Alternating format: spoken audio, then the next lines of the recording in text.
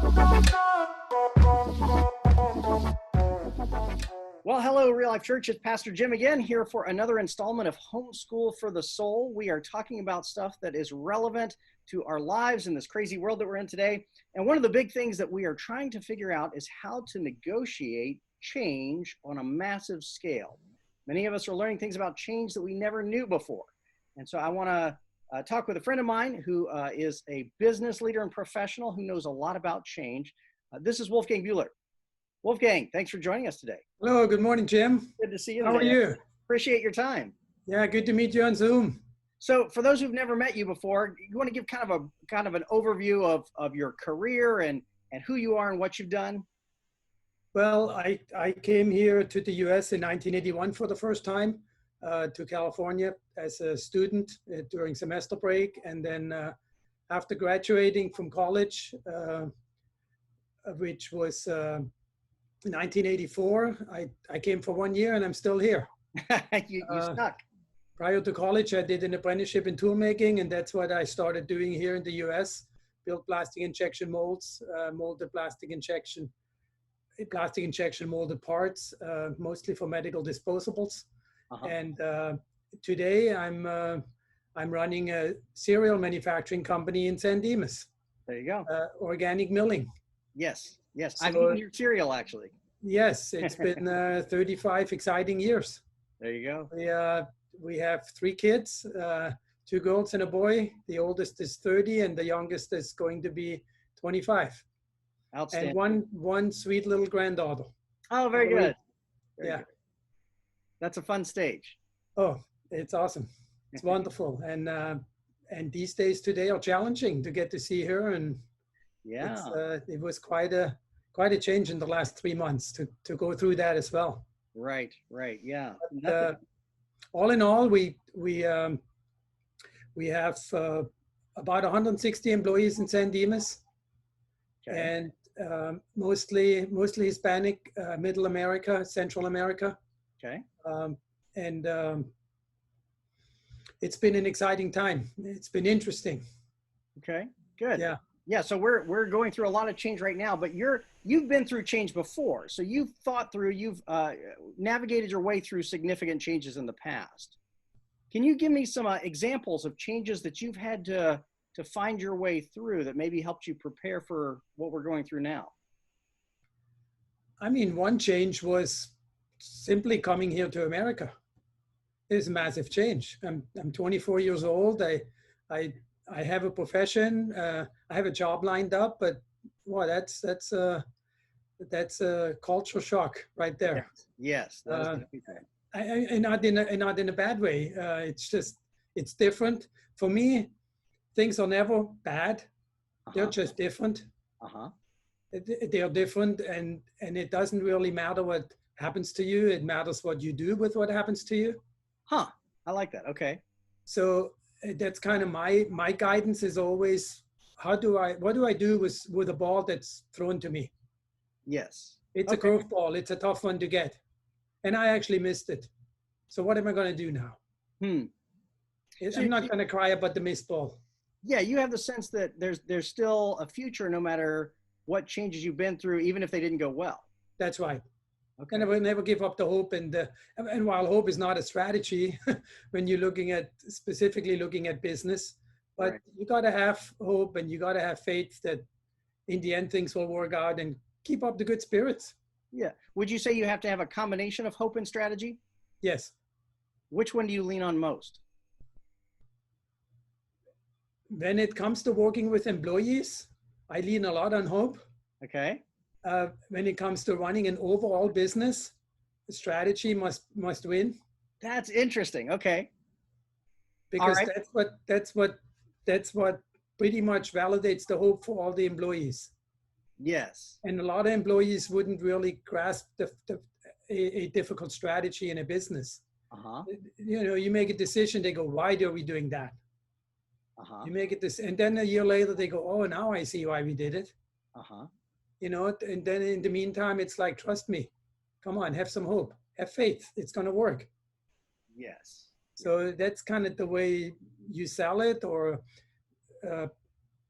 you make the people understand it. It's a better way to look at it. I like that. I like that. So in your management of, how did you get from molds to the cereal company? That was a change as well, wasn't it? Yeah, that was a big change. In 2010, I merged the mold making facility with a company in Switzerland, and then we ran a global mold making entity. We started a facility in Suzhou in China, and we built that up. And then in 2014, we sold the whole holding company to a strategic in Canada.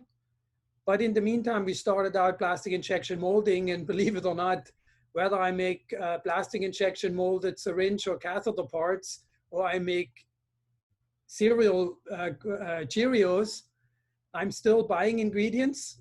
I'm processing the ingredients. I'm packaging them. I need to have stringent quality control. Yeah. And then I need to ship them. The skill set is the same. The basic understanding of business is not vastly different. Ah, that's interesting. Now, certainly the processing is different. Yes. But the process, what's all involved, employees, quality control, 3-shift operation, those dynamics are the same. Uh-huh. Now you need different specialists. And I came from the plastics, so in that field, I myself was one of the specialists in the business. Uh-huh. That's how I was trained through my apprenticeship and then college. In the cereal business, you rely on a management team at that time and food scientists that know that business, and I know the business. Yes. So the company in 2011 was insolvent in San Dimas, but I have met the founders about 8 years before that. Great guys, and they wanted to retire, and I was interested about 8 years before to buy the company from them and carry it on. And someone else came in and bought it, which was fine. There was no hostility, but it turns out within 7 years, he ran it into the ground and they were insolvent. So you can say I came in and saved 120 jobs at the time. Because we continued operating, didn't lay anybody off. So, and in the following years, we built it back up from what had happened over several years, neglect. So would you say that in the world of change, using the skill sets that you've already built up and the knowledge and experience that you already have is sort of a critical component of how you negotiate change, because that's what you have to depend on, right? Yes. And yes. So it can be transferable. Yes.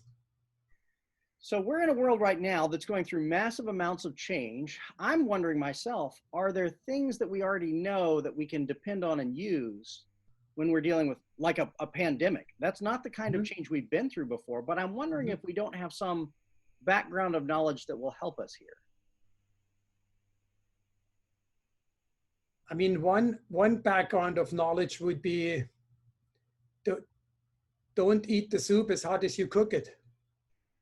Tell me what that means. So what that means is the news comes out. In leading a business, and this is what you're referring to, how do you deal with change? How do you deal with change?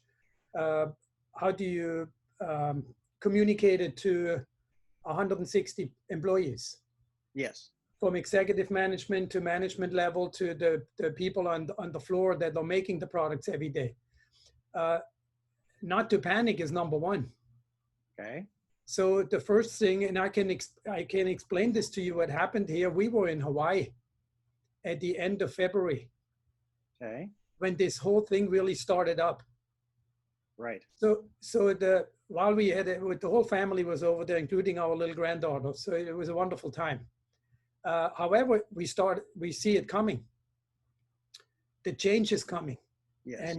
And what do we do? So I inform myself and educate myself. In this case, it's a pandemic. The whole world is affected. So while in Hawaii, there's 2 hours every afternoon, I read up on what the whole world is doing. I look at outside. Yeah, what does it matter what they do in Italy when I go back to organic milling in San Dimas? It matters a whole lot. We're not immune. We live in the same world here. We're on the same globe. So while they have a different demographics, there's mountains there, there's differences. But regarding those differences, what are we doing around the world, and what are we doing here in the US, and what do we need to be doing in the company? So to be calm and I'm going to put it this way, don't speak out the first day. Don't speak out the second day. Don't speak out the third day. Be an Angela Merkel. Get the facts first. Okay, I know who Angela Merkel is. Not everybody know that name. There we go. Be an Angela Merkel. Get all the facts. Yes. And when you do speak out, it needs to come from the heart. Okay. This is not an automatic speech. This is not a robot. It needs to come from the heart, and therefore you need to be prepared. So that's why I feel we are doing very well as a company in this change. Okay. We're doing very well. We are communicating. We started in the last week of February. We started, while it's already a clean business, we make food, stepping up the hygiene. By the first week of March, we were wearing face masks. First week in March. Okay. That was long ways away from any mandate. Right. So protecting the people and talking to the people, like openly, once a week, all 3 shifts. I'm still today personally speaking with the whole shift on shift startup. Uh-huh. The standard questions are, how is it at home? How are the kids doing? Is anyone sick in your household? We've furnished fever thermometers to the whole company because 90% didn't have one at home. Okay. So we gave them out so they can check their family also. We talked to them about, talking to your kids. Do you have a household member that's unemployed? And and a lot of them are. So we have a lot of women in packaging, and then it's more male dominant in the production areas, but only dominant. That doesn't mean we don't have females in the production area. Uh-huh. So a lot of their husbands lost their jobs. They're the breadwinners right now. So then we listen to them. There's no need for anyone to be, it's a struggle. I realize it's a struggle for people at times to even go to work. Mm-hmm. Not so much today, but when we go back to March, end of March, and then all of April, people were scared. And they were scared going to work. They wanted to go to work, but there was this, you can just tell. And that's what that's what we need to reassure them. It's okay to be at work. It's a safe place. Mm-hmm. It's safer than at home. And as we point things out and ask them, are you doing this at home? No, are you doing this at home? I said, see, it's safer here than it is at home or at the store. And that's been really helping. And then we help people along. If the husband is unemployed, they can't make rent. We do our part to keep them affording a decent life. Okay. So the idiom "don't eat the soup as hot as you cook it" refers to being calm, despite the fact the first impression might be more intense or hotter. Is that right? Right. Yes. And dealing with people and it's actually a pastoral approach. You're dealing with people like a pastor would, and caring for their emotional needs first, instead of rushing to the intensity of the moment and all the news. Yeah, I've been told that. Yes. Okay. Yes. Good. Yeah, that's important. Maybe we've been through some of the worst of this now. Maybe we haven't. There's still kind of a fuzzy future ahead of us. Do you have advice for our world, and particularly for the real life members who are watching this, about what we should do to prepare ourselves for ongoing change?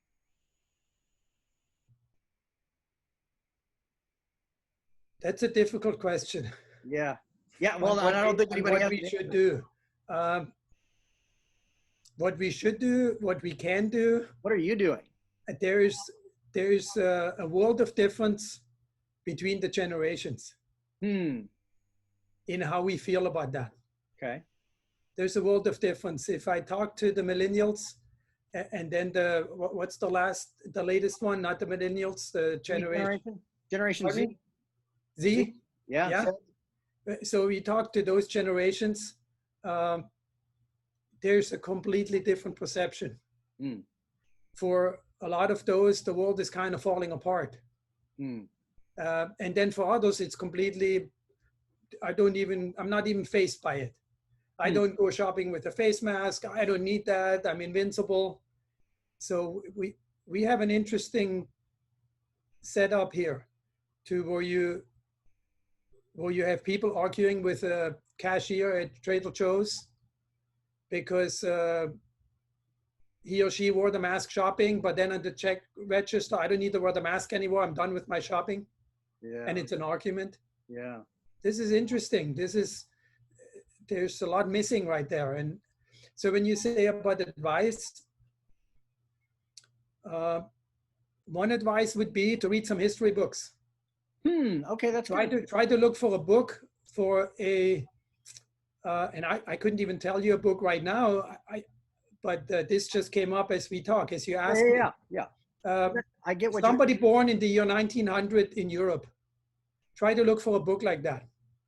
Oh, okay, because they've lived through things like this. Oh, you born in the year 1900? 1900 in Europe.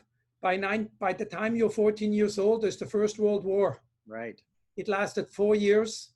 Right. It took 30 million lives or something like that. And then only a few years later, short years later, there's the Spanish flu. 50 million people died on that. Right. And then in 1929, just a few years after that, the whole world falls apart. The world economic crisis. You paid $3 million for a loaf of bread. That's 1 week, and 6 weeks later, that loaf of bread cost $1 billion. When you got a paycheck on Monday morning, you went grocery shopping on Monday afternoon because by Wednesday you could only get 1/5 of the groceries you could get on Monday. So that's 1929. By 1934, the Nazis came into power. You lived through that too. 10 years later, we're in the Second World War. That one lasts 5 years. I mean, you talk about change. Yeah, that's really good advice. We live in heaven right now. Yeah, you're right. That's such good advice. A person who went through that sequence would be an expert in dramatic change through crisis. Oh, absolutely. My grandma was born in 1902, and I remember all those stories. I'm the fortunate one. Yeah. And then shortly after the Second World War, then we get to the Korea War. You lived through that. Then comes Vietnam. And then here's a kid in 1985 wondering why his grandparents know so little. Yeah.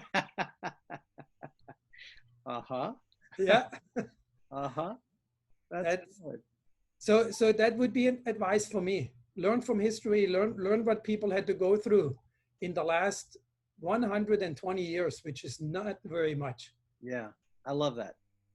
What do you think 10 years from now you'll be telling your grandchild about this pandemic?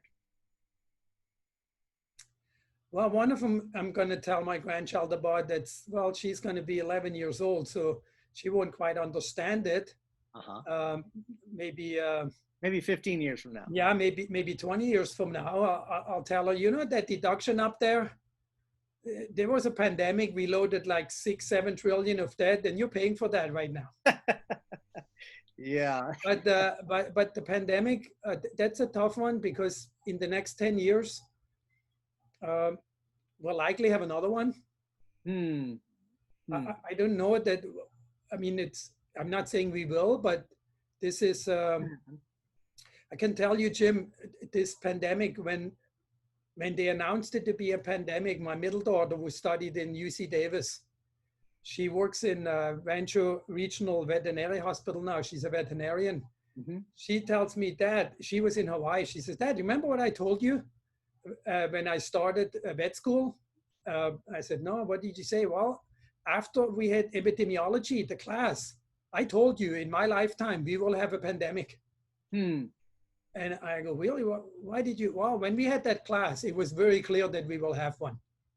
Because when we had that class, it was very clear that we weren't prepared and we weren't scared of any. We weren't scared enough. And with 1,800 coronaviruses out there, or 2,000 of them, some of them sooner or later are going to jump. And we just had one case. So it's tough to say, what am I going to tell my grandchild in 10 years from now? But one thing I will tell her, whatever happens in life, look what happened in the pandemic. We get through it. Yes. Yes. We get through it. We learn to live with less. Right. It's very important. But in many cases right now, people don't have a choice. That we learn to live with less, and it's working. Wow. So it's unfortunate, of course, for the businesses that are really struggling. It's going to take a while for those wounds to heal. Yes. And especially restaurants and the travel business, that's going to be hard for them. Right. It won't be immediate. No. But like you say, we live in hope. Yeah. For that, we hope that this really takes a fast turn in 2021, and then people will forget quickly too. That's a good thing. That's a good thing of the United States. we are a lot more positive when it comes to that. The mood swings are greater. I grew up in Europe. It's a lot more reserved in Germany. A lot more reserved. Like, hey, let's slow down, right? But I must say, super strict when the rules come out. Very strict. Like, no, we're going to nip this in the bud right now. And then relaxing and coming back to it, it's like, no, let's go slow. It's a more of a, maybe I can say I'm fortunate to have lived in both. So it's a good combination. Yes. Wolfgang, I love your wisdom. I appreciate your insights and your experience. And it's really helpful for people to have wise voices talk them through this. It's comforting to have wise voices talk us through this. So yeah, and you do your part, Jim. You do a great job at that. Well, you're kind. We need that guidance.